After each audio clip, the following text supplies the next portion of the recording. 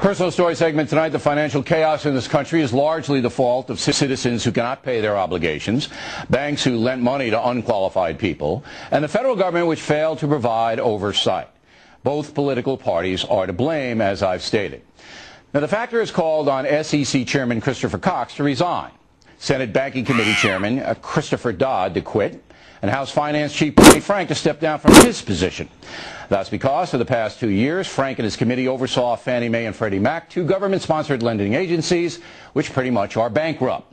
Congressman Frank was asked about Freddie and Fannie on July 14th, 2008. I think this is a case where Fannie and Freddie are fundamentally sound, but they are not in danger of going under. They're not the best investments these days from the long-term standpoint going back. I think they're in good shape going forward. They're in the housing market. I do think their prospects going forward are very solid, and in fact, we're going to do some things that are going to improve them. Well, obviously, that statement turned out not to be true.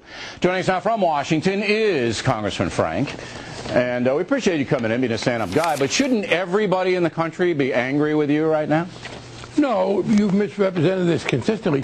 I became chairman of the committee on January 31st, 2007.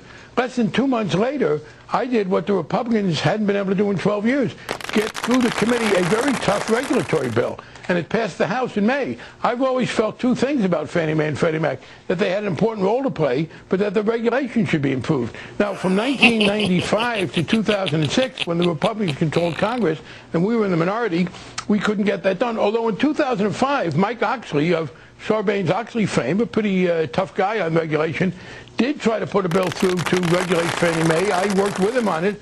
As he told the Financial Times, he thought ideological rigidity in the Bush administration stopped that. But the basic point is that the first time I had any real authority over this was January of 2007, and within 2 months we had passed the bill that regulated. And that's finally true. All of that and is then true. Also, one other point, the Senate was dragging its feet, as often happens, and in January of 2008, I asked Secretary Paulson to put in the stimulus bill. So the earliest chance I got to put tough regulation to Fannie Mae and Freddie Mac, we did it. All right, that's swell, but you still went out in July and said everything was great, and off that, a lot of people bought stock and lost everything they had. Oh, no. And yes, yes. I said it wasn't yes. a good investment. Please don't give me any of that. We just heard the words. What are you? That you didn't say that? You want me to play it again for you?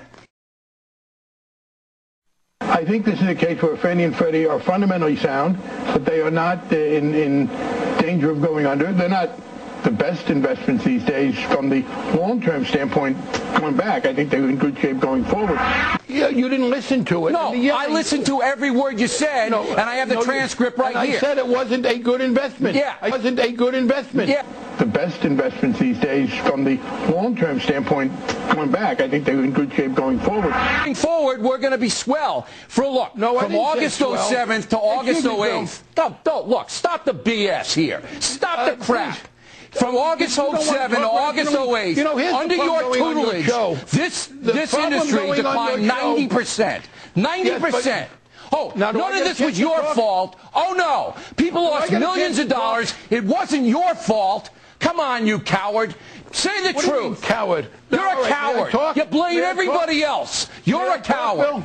Here's the problem with going on your show. You start ranting, and the only way to respond is almost to look as boorish as you. But here's the facts. I specifically said in the quote you just played that I didn't think it was a good investment. Days from the long-term standpoint going back, I think they're in good shape going forward. I said it wasn't a good investment. Secondly, I wasn't presiding idly over this. I was trying to get the regulations adopted. Look, we got them adopted in May. Bottom line is, you're there 2 years. Bottom line is, stock drops 90%. Yes, in any private industry, you're out. In any private concern, you're out on your butt. But not here in the federal government. You can come in and make every excuse in the world, blame everybody else in the world, and then call me boring. I'm not going to be bullied by your ranting. You rant all you want. You're not going to shut me up. The problem was that we passed in 1994, in fact, the bill. Now we're back to 1994. Yes, this is bull. This is why Americans don't trust the government. No, this is why your stupidity gets in the way of rational discussion. The fact is, it was in 1994 that we passed the bill to tell the Fed to stop the subprime lending. We tried to get them to do it. The first time we were in power again in 2007, we passed the bill to regulate Fannie Mae and Freddie Mac. Congressman, so during the 2 years you I was tried to there, put a happy face on this in July. I'm not putting a happy face you tried to put anything. and now you won't take the, look. At least Cox is man enough. At least Cox is man enough to say he screwed up. Hey, Bill, you're not. This manliness stuff is very unbecoming from you. I don't see any of your Cox is man enough to say he screwed up. You're not. You think toughness is yelling and ranting and trying to bully, and it's not going to work with me. The fact is, in the very quote you played, I said it's not a good investment. I think this is a case where Fannie and Freddie are fundamentally sound, but they are not in danger of going under. They're not the best investments these days from the long-term standpoint going back. I think they're in good shape going forward. They're in the housing market. I do think their prospects going forward are very solid. I tried to get the regulations adopted. Going forward it's going to be swell. And people under that bought stock in that. Thought it was a good investment. Swell. No, I said, in fact, in that quote that you played and didn't listen to because you're busy ranting, that it's not a good investment. I said that at the time. I did think we were going to improve things going forward. Yes, we had some things. You want here? Let me read you your quote here, okay? Okay? I do think the prospects going forward are very solid. You left out the part about not being a good investment. I think this is a case where Fannie and Freddie are fundamentally sound, but they are not in danger of going under. They're not the best investments these days from the long-term standpoint going back. I think they're in good shape going forward. They're in the housing market. I do think their prospects going forward are very solid. You said that. Bill, you're lying by your words. This is what you said. Not lying. I played it and I read it. What about the part where I said it wasn't a good investment? You said it's not the investment right now, but going forward, this is going to be solid. Right. And people you don't buy it right now. I didn't say solid. I do think their prospects going forward are very solid. Well, you distort consistently, and you think ranting and raving. You don't want to talk about 1994 like no history is relevant. The fact is that you had a problem with an administration conservative so to the point I know. where they all the conservatives, it's all the Republicans, and not you. None on you.